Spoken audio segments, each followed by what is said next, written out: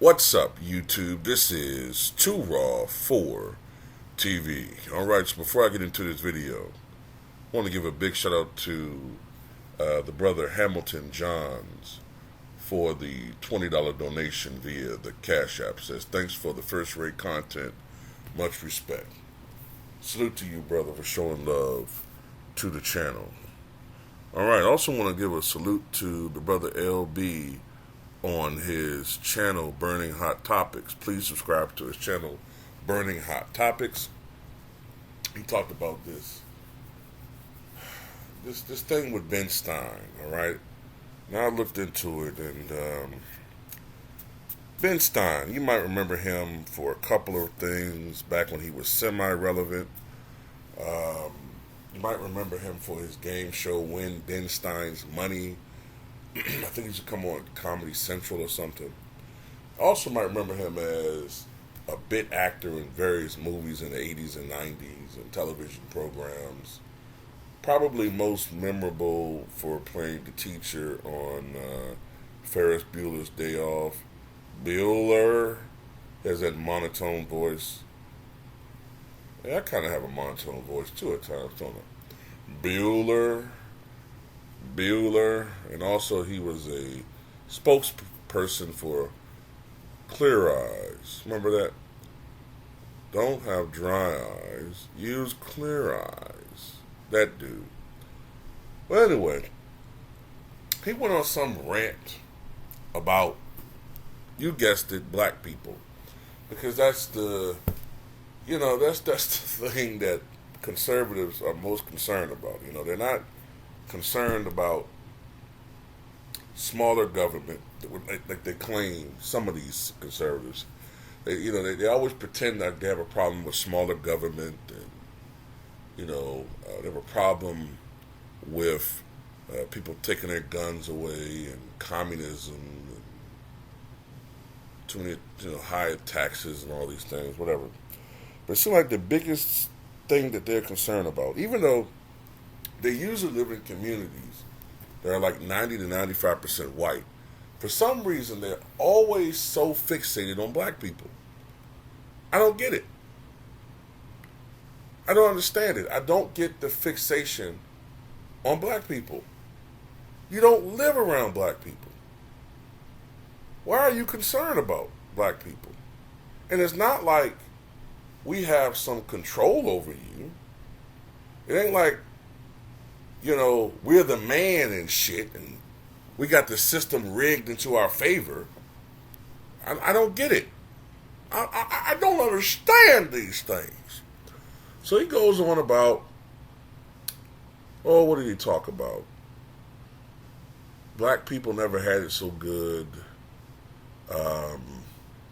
Back when he was a kid, he and his father, who, by the way, I believe his name was Herbert Stein, and his father was an economist, and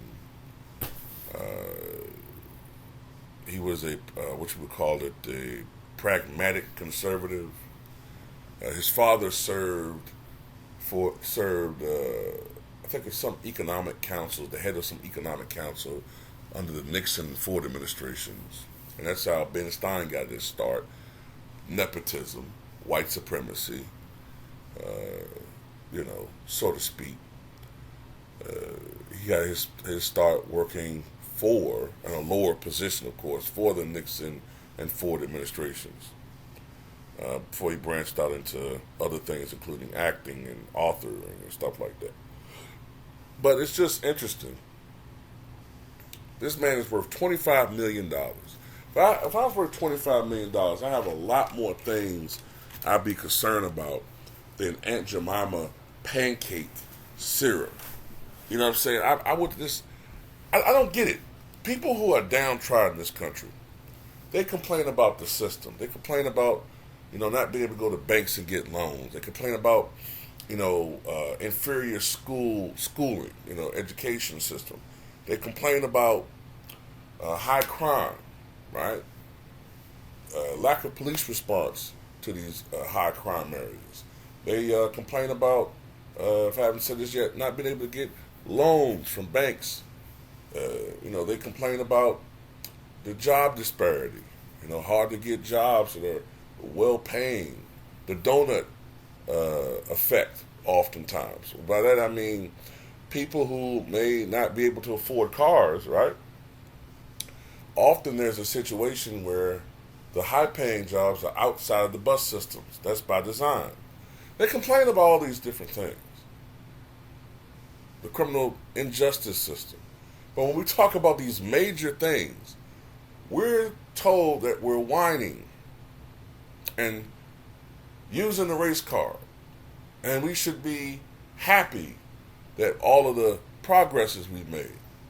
But yet, these individuals, millions and millions in the bank, wealthy, living in Beverly Hills, the lap of luxury, and you're concerned about a fucking pancake syrup, what's on the label, that bothers you.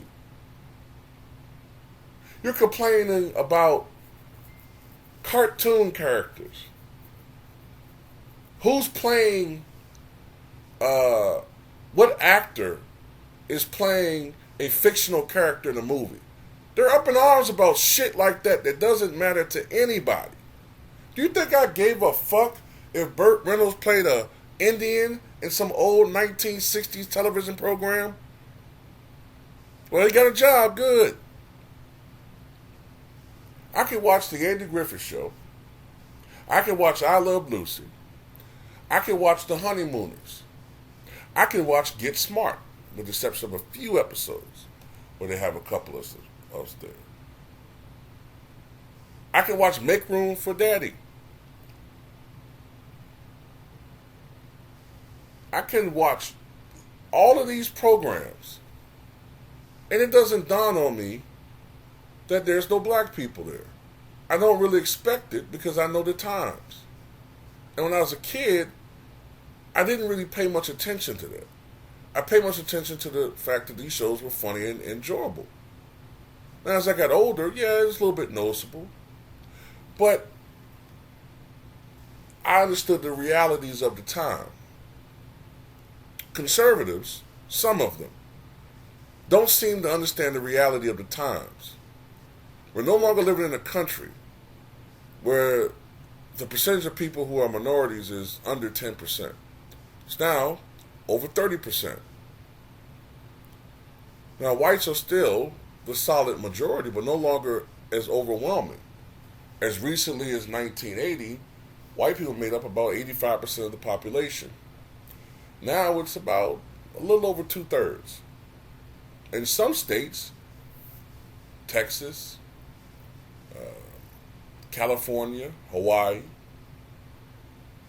whites are actually the minority. So what? Who cares? If you want to grow your numbers, if this is really truly bothering you, fuck, for Christ's sakes. Look, we see the numbers. For some reason, white men aren't fucking. Okay? I'm not making this up. I don't know whether or not a lot of young men are just, I don't know what it is. But it seems like a lot of young people are watching porn in their basement and they're not procreating. I mean, they're procreating on they're procreating on their leg or on their computer screen or over their shoulder, but not inside the womb where it counts. So if you're concerned about your numbers, start fucking. That'll be a start. Okay? But anyway, Ben Stein need to shut the hell up. Okay? And then he's complaining about crime in Beverly Hills. Crime in Beverly Hills? Okay, what is it? From one purse snatching per 100,000 people to now 2 purse snatchings to every 10,000? I mean, there's still probably no crime going on. And if you're talking about these burglaries, well, how could it be? Let's see something. Let's check something out here.